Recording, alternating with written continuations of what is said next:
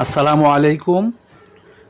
যে ল্যাপটপটি দেখতে পাচ্ছেন এটি হচ্ছে এইচপি ব্র্যান্ডের এইচপি কোর i3 750 জিবি হচ্ছে হার্ড ডিস্ক,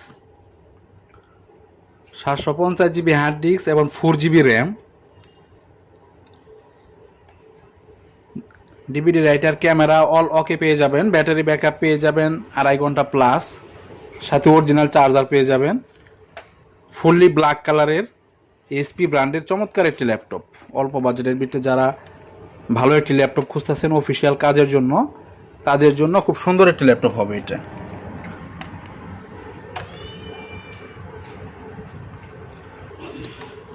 দেখতে পাচ্ছেন ল্যাপটপের কন্ডিশন,